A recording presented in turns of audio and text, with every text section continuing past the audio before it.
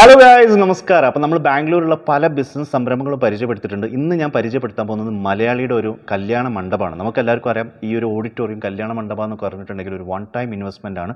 അതേപോലെ തന്നെ നല്ലൊരു ബിസിനസ്സുള്ള സംഭവമാണ്, പ്രത്യേകിച്ചും ബാംഗ്ലൂരിൽ. കാരണം ബാംഗ്ലൂരിൽ ഒരു കല്യാണമൊക്കെ നടക്കുന്നതിന് ഏറ്റവും നല്ലൊരു കല്യാണത്തിന് 25 ലക്ഷം രൂപ 50 ലക്ഷം രൂപ ഒക്കെ ഇവിടെ ചിലവാക്കുന്ന സമയത്ത് ഇവിടെ മലയാളിയുടെ ഒരു കല്യാണ മണ്ഡപത്തിലേക്കാണ് ഞാൻ വന്നിട്ടുള്ളത്. സോ എന്തായാലും ബാംഗ്ലൂരിൽ ഒരു ബിസിനസ് സംരംഭം നോക്കുന്ന ഒരു വ്യക്തിക്കും അതേപോലെ തന്നെ ഒരു ബിസിനസ് ചെയ്യണമെന്ന് ആഗ്രഹിക്കുന്ന ഒരാൾക്കും ഇനിയിപ്പോൾ ബാംഗ്ലൂരുള്ള ബ്രോക്കേഴ്സിനും ഒരു അലേർട്ടായിട്ടാണ് ഈ ഒരു വീഡിയോ. കാരണം ഈ ഒരു കല്യാണ മണ്ഡപം അവർ സെല് ചെയ്യാൻ ഉദ്ദേശിക്കുകയാണ്. ഇതിൻ്റെ ഓണർ ഇവിടെ ഇല്ല, അദ്ദേഹം പുറത്താണ്.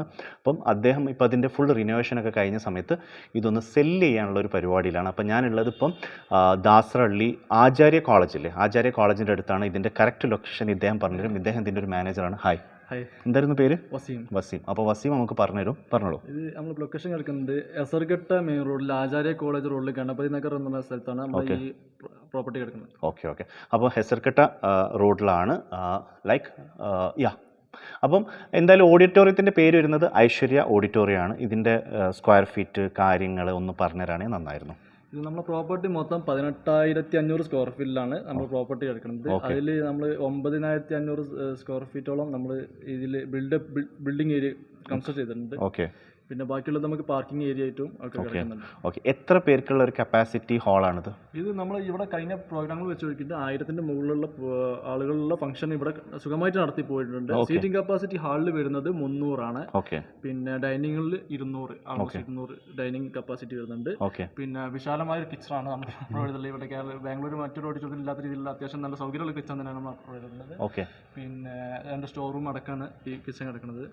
പിന്നെ നമ്മൾ ഗസ്റ്റ് റൂമുകൾ 3 ഗസ്റ്റ് റൂമുകൾ നമ്മൾ കൊടുക്കുന്നുണ്ട്. മേക്കപ്പ് ആവശ്യങ്ങൾക്ക്, ലോക്കർ ആവശ്യങ്ങൾക്കെല്ലാം യൂസ് ചെയ്യാൻ പറ്റും. 3 അത്യാവശ്യം നല്ല ഫർണിച്ചർ ചെയ്തിട്ടുള്ള 3 ഗസ്റ്റ് റൂമുകൾ നമ്മൾ പ്രൊവൈഡ് ചെയ്യുന്നുണ്ട്. അതിന് പുറമെ നമുക്ക് സ്റ്റാഫ് റൂമും ഉണ്ട്, ഓഫീസ് റൂമും സെപ്പറേറ്റ് വേറെയും വരുന്നുണ്ട്. നമ്മൾ റിസപ്ഷൻ ഏരിയ അത്യാവശ്യം സോഫയെ കാര്യങ്ങളെല്ലാം ഇട്ടിട്ട് അത്യാവശ്യം ലക്ഷറി ആയിട്ട് തന്നെ നമ്മൾ അറേഞ്ച് ചെയ്തിട്ടുണ്ട്. ഓക്കെ.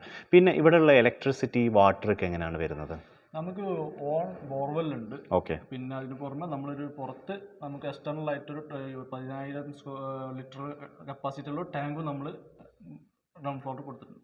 ഓക്കെ. ഇനിയിപ്പോൾ ഇലക്ട്രിസിറ്റീൻ്റെ കാര്യമാണെങ്കിലോ? ഇലക്ട്രിസിറ്റി നമുക്ക് 60 HP പവർ വരുന്നുണ്ട്. പിന്നെ നമ്മൾ ഇതിനു വേണ്ടി എടുത്തിട്ടുള്ള സ്വന്തം ട്രാൻസ്ഫോമറും നമുക്കുണ്ട്. ഓക്കെ. അപ്പം നമുക്ക് ഇതിൻ്റെ അടുത്തായിട്ടുള്ള കോളേജസ് ഒക്കെ ഏതൊക്കെയാണെന്ന് പറയാൻ പറ്റും? ഇവിടുത്തെ മെയിൻ പ്രത്യേകത എന്ന് പറയുന്നത് എന്താണ്, ഒരുപാട് സ്ഥാപനങ്ങളുടെ ഇടയിലാണ് നമ്മൾ പ്രോപ്പർട്ടി കിടക്കുന്നത്. പ്രധാനമായിട്ട് Acharya college, Sapthagiri medical college, university, പിന്നെ RR കോളേജ്, ശ്രീകൃഷ്ണ കോളേജ്, പറഞ്ഞിട്ട് കുറേ കോളേജുകൾ ഒരു ലൊക്കാലിറ്റിയിലാണ്. അതിൻ്റെ മിഡിലാണ് നമ്മൾ പ്രോപ്പർട്ടി കിടക്കുന്നത്. ഇപ്പം നമ്മൾ ബാംഗ്ലൂരിലുള്ള ഓഡിറ്റോറിയങ്ങളുടെ ഒരു പ്രത്യേകതയും നാട്ടിലുള്ള ഓഡിറ്റോറിയങ്ങളുടെ ഒരു വ്യത്യാസം എന്ന് പറഞ്ഞിട്ടുണ്ടെങ്കിൽ, ഇവിടെ ഇപ്പം നാട്ടിൽ പറയുകയാണെങ്കിൽ അവിടെ കല്യാണങ്ങൾ മാത്രമേ ഒരു ഓഡിറ്റോറിയത്തിൽ നടക്കാറുള്ളൂ. പക്ഷേ ബാംഗ്ലൂരിനെ സംബന്ധിച്ചിടത്തോളം ഒരു കുട്ടീൻ്റെ 1 വയസ്സുള്ള ബർത്ത്ഡേ മുതൽ, കാരണം ഇതൊരു മിഡിൽ കാറ്റഗറി ഒരു ഓഡിറ്റോറിയമാണ്. കാരണം മിഡിലായിട്ടുള്ള ആൾക്കാർക്ക് ഒരു അടിപൊളിയായിട്ട് നടത്താൻ പറ്റുന്ന ഒരു ഓഡിറ്റോറിയമാണ്. കാരണം ബാംഗ്ലൂരിൽ ഓഡിറ്റോറിയത്തിന് വളരെ റെൻറ്റ് കൂടിയൊരു സമയമാണ്. പിന്നെ ഈ ഒരു ഏരിയ ലൊക്കാലിറ്റിയിൽ വേറെ ഓഡിറ്റോറിയങ്ങളില്ല. അപ്പം ഇവിടെയുള്ള ഒരു മിഡിൽ കാറ്റഗറി ഫാമിലീസിനൊക്കെ കൂടുതലും അവർ അപ്രോച്ച് ചെയ്യുന്ന ഒരു ഓഡിറ്റോറിയമാണ് ഐശ്വര്യ ഓഡിറ്റോറിയം എന്ന് പറയുന്നത്.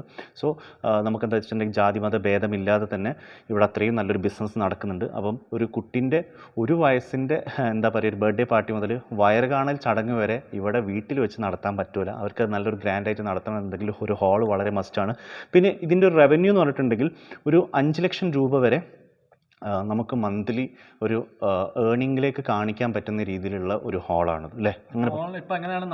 അങ്ങനെയാണ് നടക്കുന്നത്. ഓക്കെ. അപ്പോൾ എന്തായാലും ഞാൻ ഇതിൻ്റെ കൂടുതൽ ഡീറ്റെയിൽസും കാര്യങ്ങളൊക്കെ ഡിസ്ക്രിപ്ഷനിൽ കൊടുക്കുന്നുണ്ട്. നിങ്ങൾ ഇവരായിട്ട് തന്നെ ഡയറക്റ്റ് കണക്ട് ചെയ്തോളൂ.